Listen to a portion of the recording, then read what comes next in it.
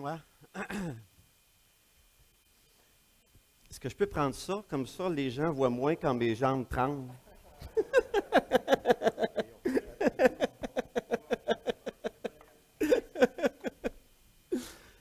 Content de voir chacun ce matin. Content d'entendre aussi l'appel d'Éric. Dieu prend soin de son peuple. Et c'est une joie. C'est une joie encore ce matin aussi de partager la parole avec vous. Dans les dernières fois que je suis venu, nous avons parlé de divers entretiens de Pierre avec Jésus. Et aujourd'hui, on est la troisième, en tout cas la dernière dans cette série. Mais à travers ces quelques entretiens entre Pierre et Jésus, j'ai choisi de considérer le cheminement de Pierre envers Jésus.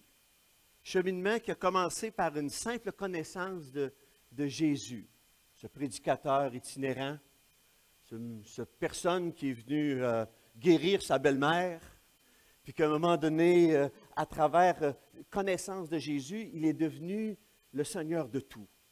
Et puis de ce cheminement-là, bien, on a tiré quelques leçons, puis j'aimerais qu'on en tire encore ce matin quelques leçons. Juste pour vous rappeler, la première leçon a été tirée de sa première rencontre de Pierre avec Jésus. En fait, Jésus connaissait Pierre avant que Pierre, Simon, le rencontre. Jésus le connaissait déjà et Jésus avait déjà un plan pour sa vie. Alors quand Simon a rencontré Jésus la première fois, Jésus lui a dit, « Tu es Simon, mais j'ai un plan pour toi. Tu vas être Céphas. Tu es Simon, instable, impulsif. Je vais faire de toi Pierre. Je vais faire de toi un roc, stable, solide. » Et on avait appris de ça que Jésus, bien avant qu'on aille vers lui, lui nous voit, lui nous invite, lui nous accueille tel que l'on est. Il nous accueille tel que l'on est, mais il a pour projet de nous transformer à son image. Et quand on rencontre Jésus, la transformation commence. Se convertir, être sauvé, ce n'est pas le bout du chemin, c'est le départ d'une aventure à connaître notre Dieu de mieux en mieux parce que nous sommes devenus ses enfants. La deuxième leçon, la dernière fois que je suis venu, elle découlait, elle, de la pêche miraculeuse à laquelle Pierre réalise que l'obéissance à Jésus procure toujours la bénédiction. Mais que cette bénédiction, la bénédiction divine, elle ne se manifeste pas toujours en termes de résultats matériels, en termes de valeur économique. Mais particulièrement, la bénédiction de Dieu, elle se manifeste par la présence de Dieu avec nous. Et être capable de goûter sa puissance dans nos vies. Non seulement Jésus est dans notre barque et il vit les diverses expériences avec nous, mais il manifeste sa puissance à travers nous. Et quand Pierre a compris la différence entre « Wow, la pêche miraculeuse! Hey, la paye pour 2 mois peut-être! Hey, ça c'était quelque chose! » Et quand il a réalisé « Jésus est avec moi! » Soudainement, il a oublié le poisson, il est tombé à genoux et il a dit « Seigneur, moi, là, je ne suis pas fait pour toi. Tu es un pécheur, puis je ne suis pas digne de toi. Éloigne-toi de moi, je ne veux pas terder ta réputation. » Puis Jésus de dire à Simon, « Simon, voyons donc, les poissons là, tu n'as rien vu? Suis-moi. Suis-moi, puis de homme pécheur. Je vais te faire devenir un pêcheur d'hommes. Ça va être mieux. Bien mieux. Au lieu de ramasser des poissons morts, je vais faire en sorte que tu ramasses des hommes qui étaient morts et qui deviennent vivants pour Dieu, pour l'éternité. C'est bien plus important que les poissons que tu ramassais. Quel message de la part de Jésus. Je vais t'utiliser à ma gloire. De pécheur, d'homme pécheur, tu vas devenir un pêcheur d'hommes.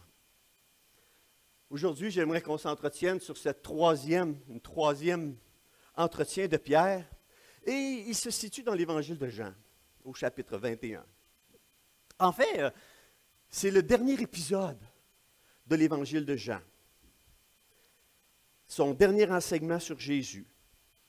Et j'aimerais vous partager ce matin que ce dernier enseignement de Jésus à Pierre n'est pas sans importance, mais au contraire de la plus haute importance. Pas juste pour Pierre, mais pour nous encore aujourd'hui. Jean chapitre 21, le chapitre après la résurrection. L'épisode qu'on va voir ce matin, elle se situe dans les 40 jours entre la résurrection de Jésus et son ascension à la droite du Père. Le texte va nous informer ce matin que c'est la 3e apparition de Jésus aux apôtres. Il y a eu d'autres apparitions, mais Jean en situe 3 où la majorité des apôtres sont là, puis il dit que cette apparition-là, c'est la 3e. La première avait eu lieu le soir de la résurrection. Jésus était venu, puis il avait dit, la paix soit avec vous, puis je vous envoie. Comme le Père m'a envoyé, moi aussi je vous envoie. Il en manquait un ce soir-là. Vous vous souvenez, c'était qui? Thomas. Alors, les disciples ont dit à Thomas, « Hey, on a vu le Seigneur, c'est merveilleux. » Mais Thomas dit, « À moins que je mette ma main sur le côté, il est mort, il est mort. » 8 jours après, le dimanche suivant, Jésus apparaît encore, et encore, la paix soit avec vous. Et il invite Thomas. Mets ta main, touche-moi. Et Thomas, il réalise, oh Seigneur, mon Dieu, il dit, heureux celui qui va croire sans avoir vu. Et au jour de la résurrection, Jésus avait rencontré aussi les dames. On le voit dans les évangiles, mais dans Matthieu 28, il avait laissé un message aux apôtres. Il avait dit, allez en Galilée, et c'est là qu'ils me verront. Matthieu 28, les versets 7, et c'est répété au verset 10. Et un peu plus loin dans Matthieu 28, il dit que Jésus les a rencontrés dans la montagne où il l'avait désigné. Alors, le rendez-vous des apôtres était de quitter Jérusalem, d'aller en Galilée, sur la montagne, et là, il allait le rencontrer. On va faire une lecture progressive de l'Évangile, chapitre 21, les 19 premiers versets. Et on va essayer d'en tirer des leçons. Si vous avez trouvé Jean au chapitre 21, on va faire quelques lectures dans Jean 21. D'abord, prions. Seigneur, on s'approche de toi ce matin. C'est avec joie qu'on le fait parce qu'on sait que tu regardes vers nous, tu veux du bien pour nous, tu veux nous enseigner. Je te prie, Seigneur, ce matin encore, que tu me caches derrière toi. Que, Seigneur, les gens puissent voir toi comme le Seigneur de l'univers, le Seigneur de nos vies. Et qu'on puisse, comme on a entendu Éric ce matin, te suivre quand toi tu nous dis « suis-moi ». Alors, Seigneur, dirige-nous ce matin autour de ta personne, autour de ta parole, pour ta gloire, au nom de Jésus. Amen. Alors, j'aimerais l'Évangile de Jean, chapitre 21. On va commencer à lire l'histoire aux 3 premiers versets. Vous avez à l'écran la version 21. Je vais lire présentement dans secondes, mais je vais avoir besoin de la version 21 un peu plus tard. Les 3 premiers versets. Après cela, Jésus se montra encore aux disciples sur les bords de la mer de Tibériade. Et voici de quelle manière il se montra. Simon-Pierre, Thomas, appelé Didyme, Nathanaël de Cana en Galilée, les fils de Zébédée et 2 autres disciples de Jésus étaient ensemble.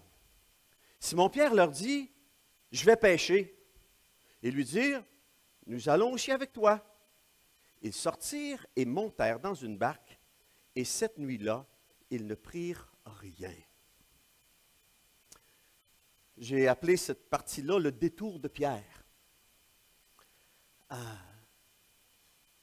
Il y a 40 jours qui se passent entre la résurrection et l'ascension.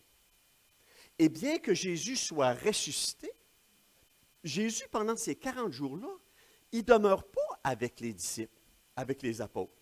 Il est absent. Et à cet épisode-ci, ça fait un petit bout de temps que Jésus ne s'est pas montré.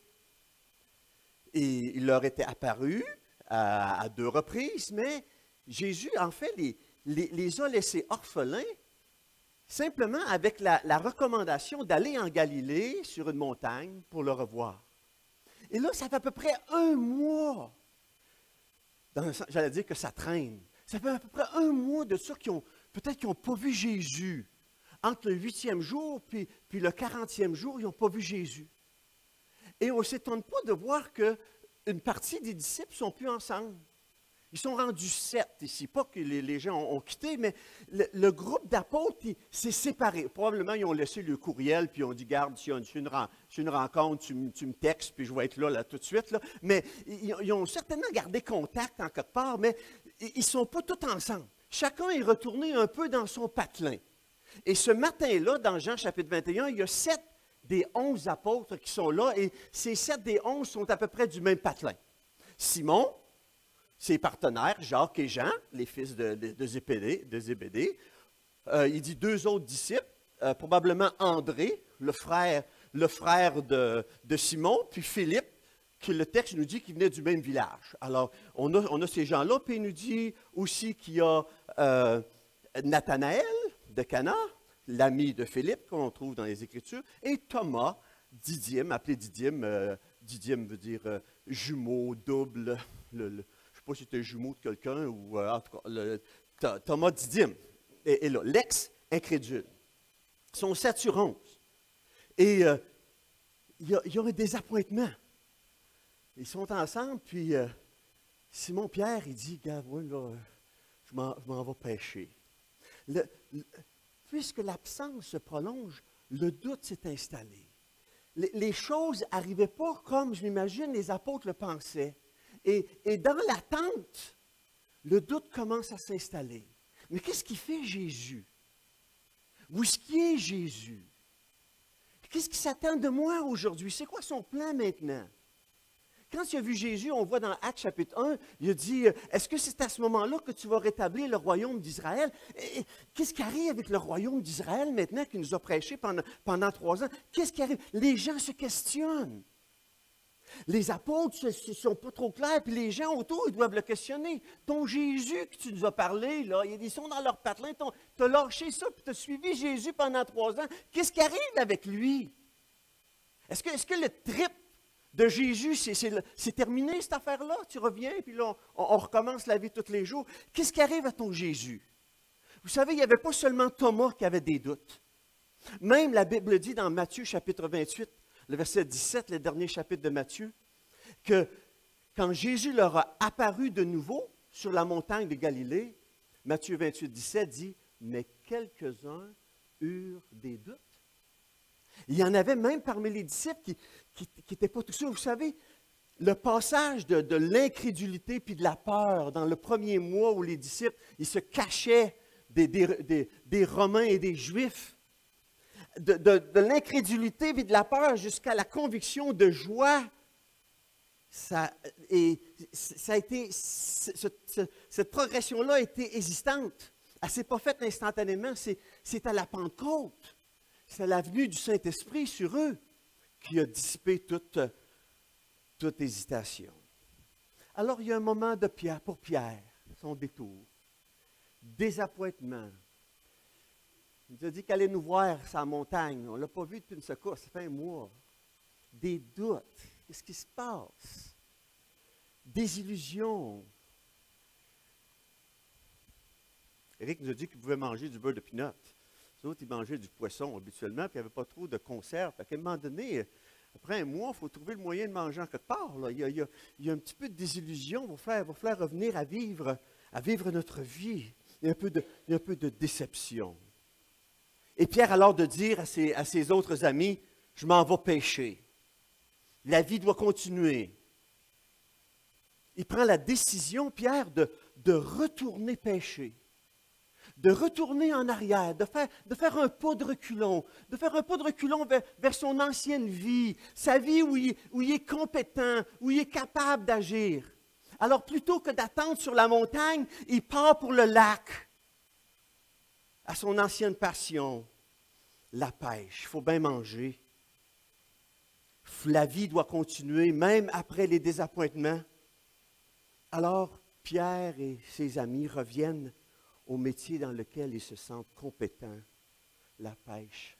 Ils sont prêts à reprendre le contrôle de leur propre vie. Et le texte de nous dire,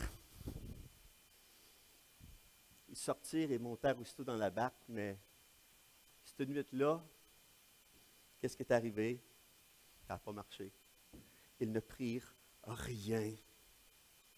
Le détour a amené la déception. Retourner en arrière ne leur a pas apporté la satisfaction.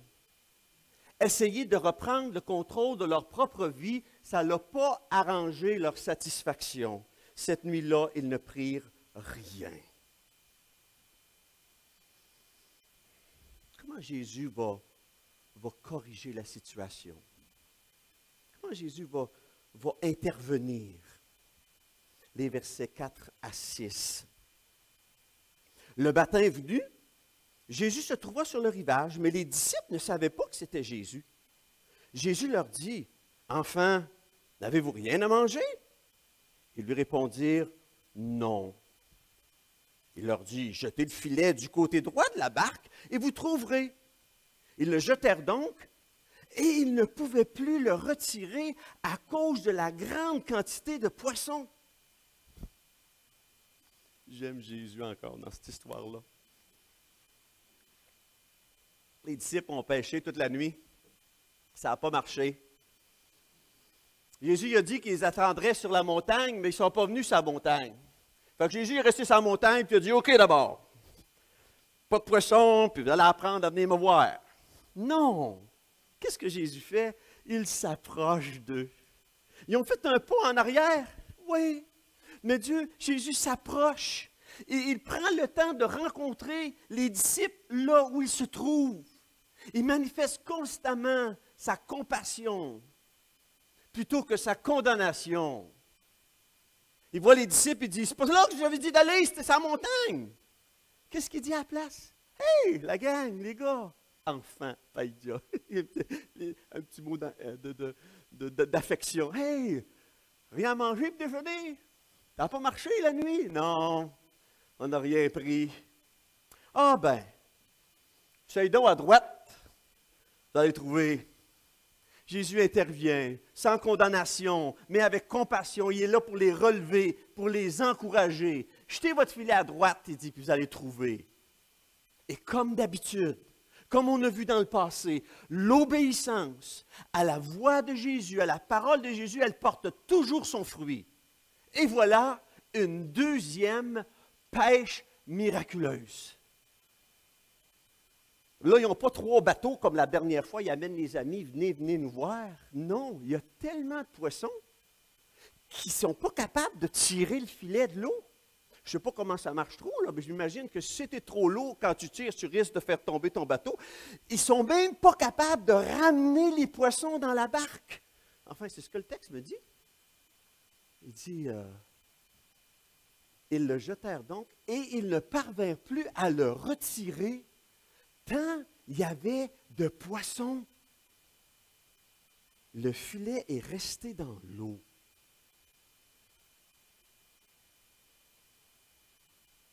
Alors, le disciple que Jésus aimait dit à Pierre, « Hey, c'est le Seigneur! » Dès qu'il eut entendu que c'était le Seigneur, Simon-Pierre remit son vêtement et sa ceinture, car il s'était déshabillé et s'est jeté dans le lac.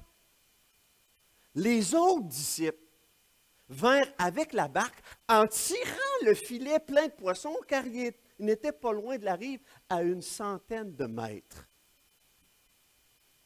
Encore une fois, devant la pêche miraculeuse, soudainement, ce n'est pas tant les poissons qui viennent prendre la préséance dans la pensée. Jean il se tourne vers Pierre et dit, « Hey, ça n'arrive pas par accident, ces poissons-là, là. C'est le Seigneur. » Et Pierre, encore une fois, comment il avait réagi quand il avait compris que c'était le Seigneur qui avait fait la pêche miraculeuse avant? Il avait dit, « Seigneur, éloigne-toi de moi. Moi, je suis un homme impur. » Qu'est-ce que Pierre fait ici? Il s'est fait prendre des culottes à terre. En tout cas, La Bible dit qu'il n'y avait plus de... Il va avoir ses boxeurs, j'imagine, mais en tout cas, il se rhabille, puis il saute à l'eau. J'ai toujours pensé dans le passé qu'il a dû sauter à l'eau puis courir vers Jésus pour aller le voir si c'était bien lui. À plus je lis le texte, moins j'ai cette assurance-là. J'ai plus la conviction qu'il a sauté à l'eau et qu'il ne s'est pas approché de la rive. Parce que le texte dit, les autres disciples ont amené le bateau sur le bord puis ont laissé traîner le filet dans l'eau. Il dit qu'il n'était pas tellement loin, il était à peu près à 100 mètres. Ils ont tiré le bateau. Sans jugement, le Seigneur rappelle à Pierre son appel à travers l'appel qu'il y a eu lors de la première pêche miraculeuse. Et comme pour la première fois, Pierre a honte de lui. Il se rhabille, il saute à l'eau, puis il laisse les autres amener la barque sur la rive en traînant le filet vers la grève plutôt que de monter les poissons dans la barque. Plus je lis le texte, plus j'ai comme l'impression que Pierre est resté derrière. Les versets 9 à 14.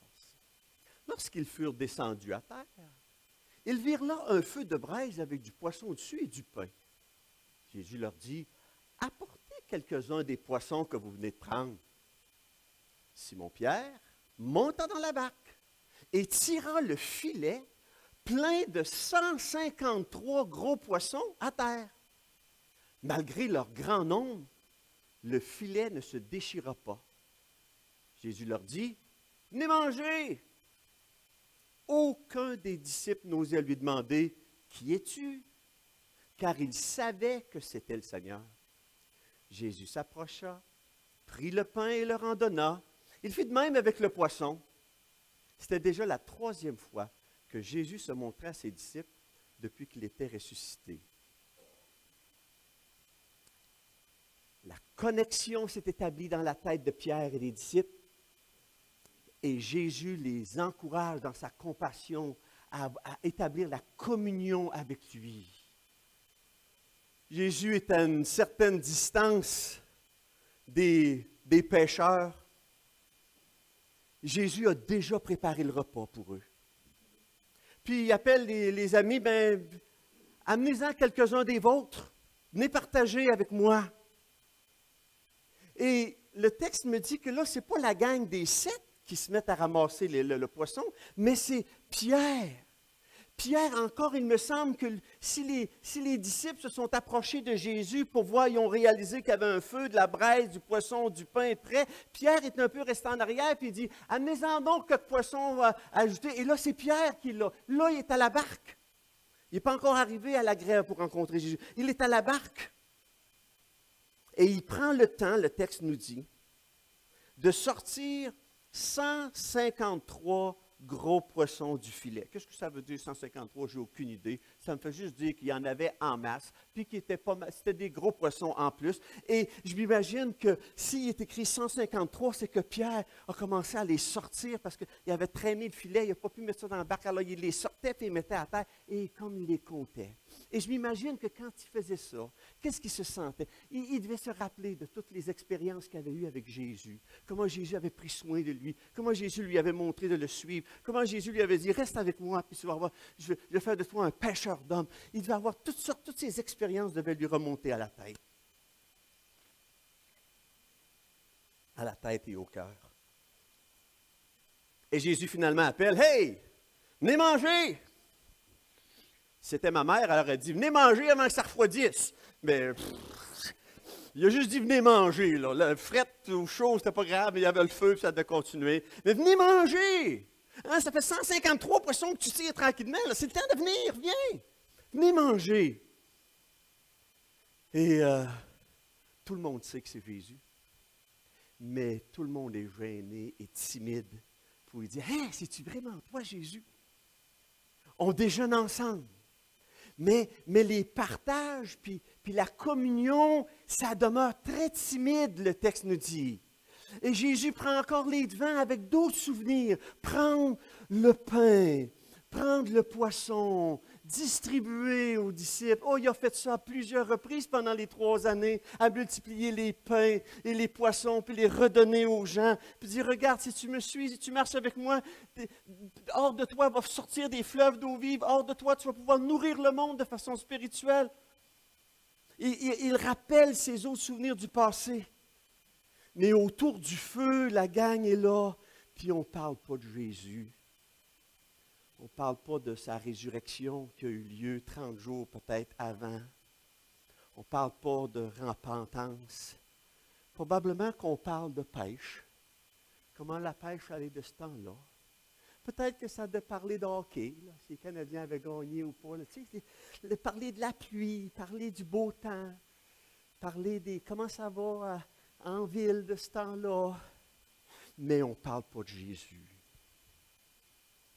Alors Jésus, après le repas, il va confronter Pierre. Encore, j'aime tellement sa compassion. Après le repas, Jésus, il ne dira pas devant tout le monde, là, « Hey Pierre, là, c'est le temps de régler nos comptes. Tu m'aimes-tu ou tu m'aimes-tu pas? M'aimes-tu plus que les autres disciples? » Non, non, non, il va inviter Pierre à l'écart. Je sais ça parce que le verset 20, après ça, il nous est dit qu'à un moment donné, Pierre s'est retourné puis il a vu Jean en arrière qui les suit. Alors, Jésus avait pris Pierre à part. Alors, il n'a pas fait une confrontation devant tout le monde. Il demande à Pierre plutôt une petite marche de santé. Il dit, viens Pierre, on va marcher ensemble. Et voici qu'est-ce qu'il arrive. Lorsqu'ils eurent mangé, Jésus dit à Simon-Pierre, « Simon, fils de Jonas, m'aimes-tu plus que ceux-ci? » Il lui répondit, « Oui, Seigneur, tu sais que j'ai de l'amour pour toi. » Jésus lui dit, « Nourris mes agneaux. » Il lui dit une seconde fois, une deuxième fois, « Simon, fils de Jonas, m'aimes-tu? » Pierre lui répondit, « Oui, Seigneur, tu sais que j'ai de l'amour pour toi. » Jésus lui dit, « Prends soin de mes brebis. » Il lui dit la troisième fois, « Simon, fils de Jonas, as-tu de l'amour pour moi? » Pierre fut attristé de ce qu'il lui avait dit la troisième fois, « As-tu de l'amour pour moi? » Et il lui répondit, « Seigneur, tu sais tout. Tu sais que j'ai de l'amour pour toi. » Jésus lui dit, « Nourris mes brebis. En vérité, je te le dis, quand tu étais plus jeune, tu mettais toi-même ta ceinture et tu allais où tu voulais.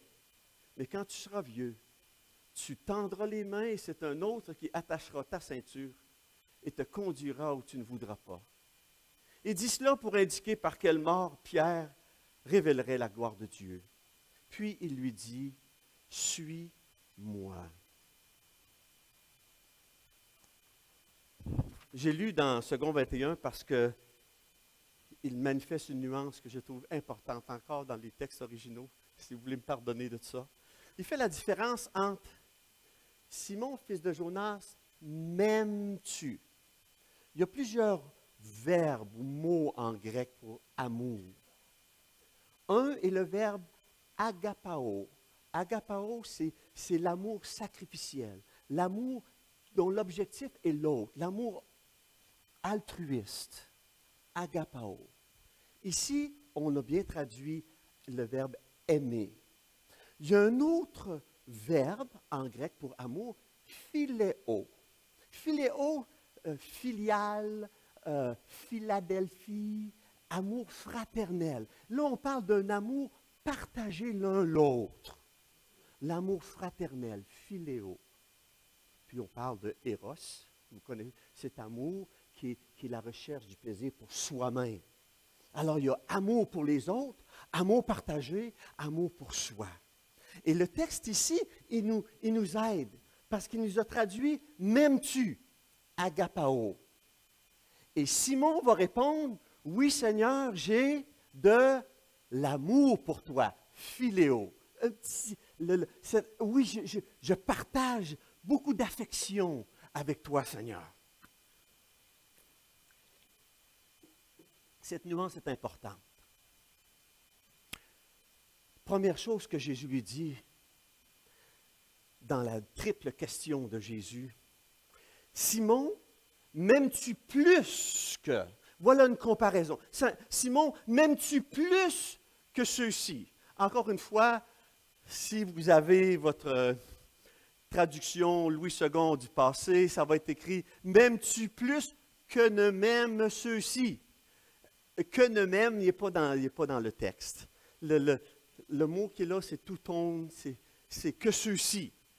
Et certains ont dit, oh, vous savez, quand Pierre il a dit au dernier repas que si les autres tout abandonnent, moi je vais rester parce que je t'aime plus.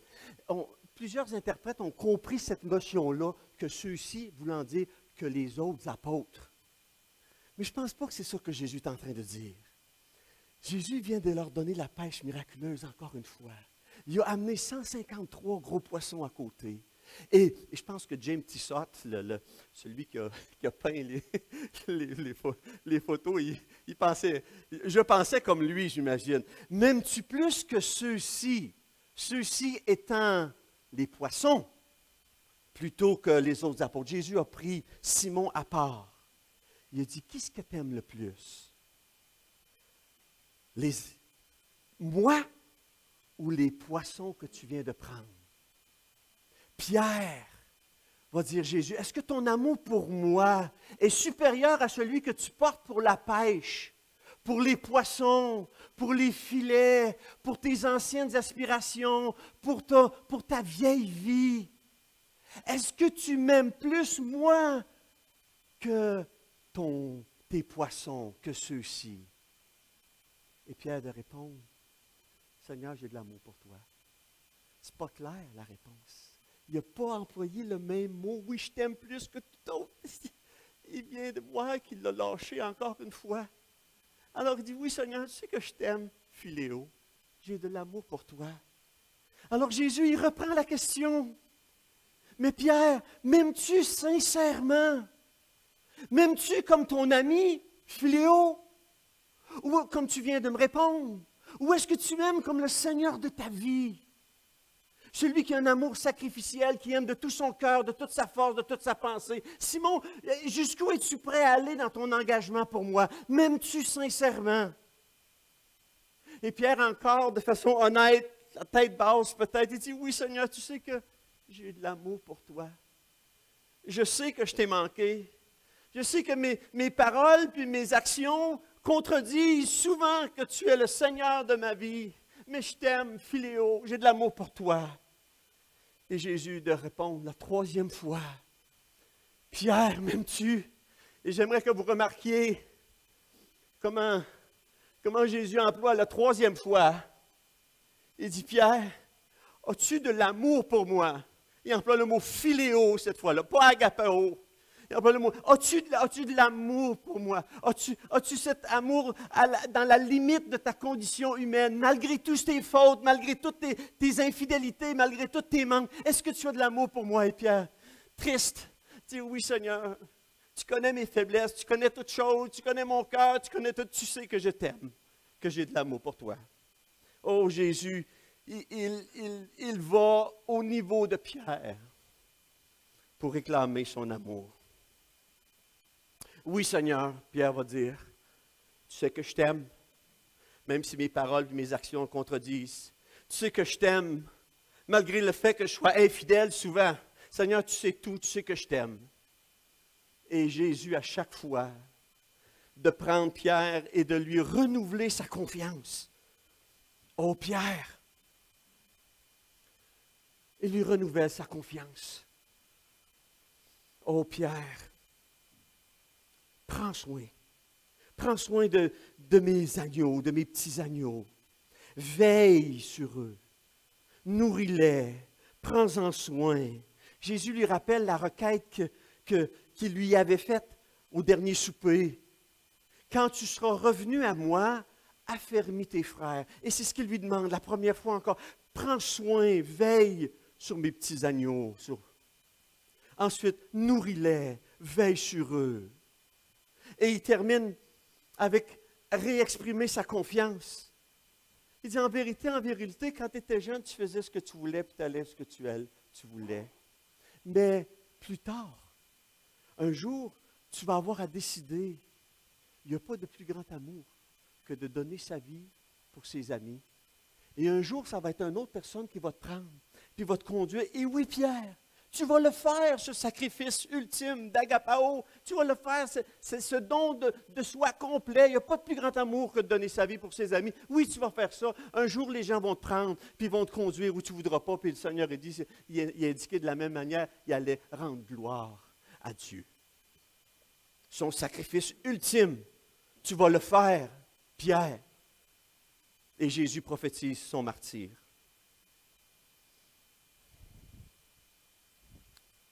Qu'est-ce qu'on apprend de ça? Quelle belle histoire encore. Mais qu'est-ce qu'on apprend? Quelles sont des leçons pour vous et pour moi? Une première leçon. Rappelons-nous que dans nos détours, Jésus s'approche. Quand je m'éloigne, lui, il ne s'éloigne pas. Quand je m'éloigne, quand je fais un pas de reculon, Jésus, il ne s'éloigne pas dans l'autre sens, il s'approche de moi. Et j'ai besoin d'accueillir son intervention. J'ai besoin de faire la connexion à nouveau.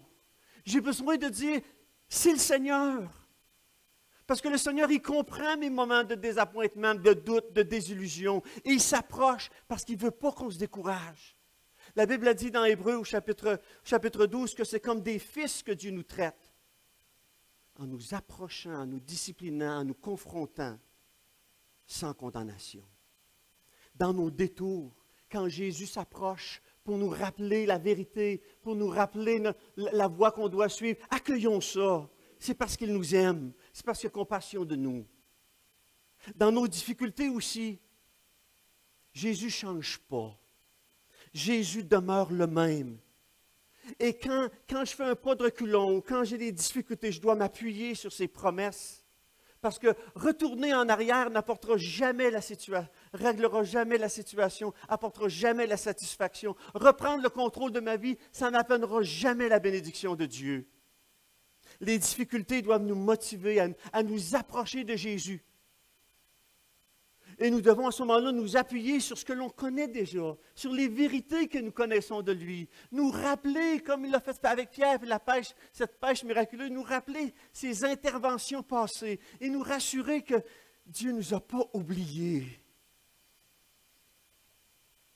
Le 30 janvier dernier, il y a un an, j'aurais dit que cette série de messages était basée sur des moments particulièrement difficiles au début de l'année passée, où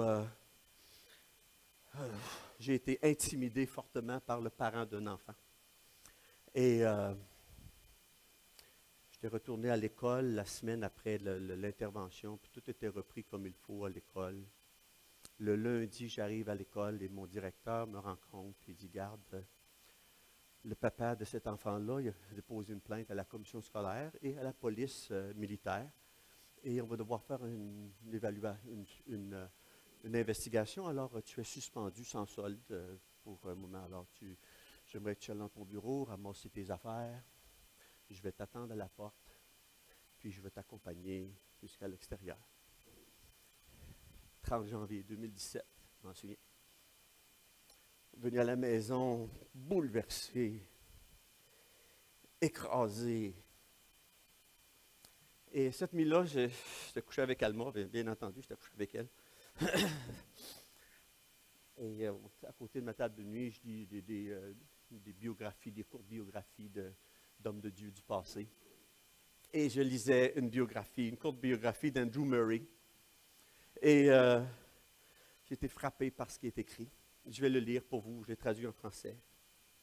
Où Andrew Murray était dans des situations difficiles. Andrew Murray a dit ceci, « D'abord, Dieu m'a amené ici. Je suis dans cet endroit difficile par sa volonté et dans ce fait, je continuerai de me reposer.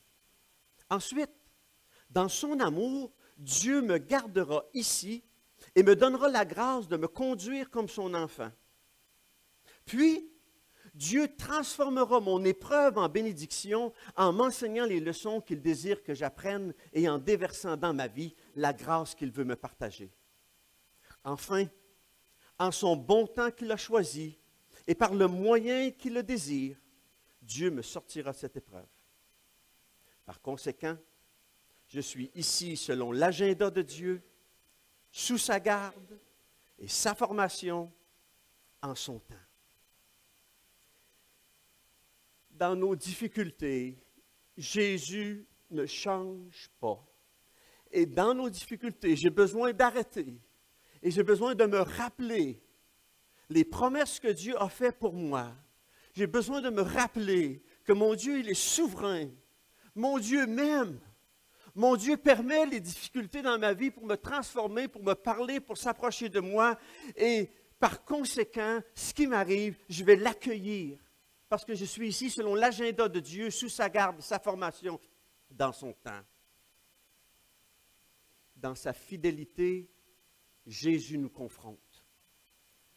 Et il nous appelle à ce moment-là à s'engager à le suivre. Et bien souvent dans nos vies, il y a des moments donnés où on a besoin, Dieu ne nous laissera pas aller tout croche, on a besoin d'être confronté par le Seigneur pour nous rappeler qu'est-ce que ça veut dire être un disciple de Jésus. Jésus a terminé avec l'appel de Pierre en disant « Suis-moi ». C'est ça mon appel, « Suis-moi ». Un disciple suit son maître. Qui suit qui dans ma vie? Qui sert qui dans ma vie? Et trop souvent, nous cherchons à ce que Dieu serve nos intérêts, que Dieu nous accompagne dans nos projets. Et Jésus a besoin de nous confronter pour dire, non, non, non, suis-moi. C'est toi qui dois être à ma disposition pour les projets du Seigneur, pour les intérêts du Seigneur. Et alors le Seigneur nous rappelle avec cette même question. Un jour, il a dit, Simon, m'aimes-tu plus? Régulièrement, le Seigneur parle à mon cœur et dit, René, m'aimes-tu plus que tes ambitions? M'aimes-tu plus, moi, que ce que tu aimerais que moi je fasse dans ta vie? M'aimes-tu plus? Peut-être que c'est la question qu'il vous pose ce matin aussi. Jésus, il vient à notre rencontre pour nous convertir, pour nous former, pour nous transformer, pour nous utiliser à sa gloire. Et quand Christ, notre vie, apparaîtra, alors vous apparaîtrez aussi avec lui dans la gloire. Jésus, il est plus que suffisant.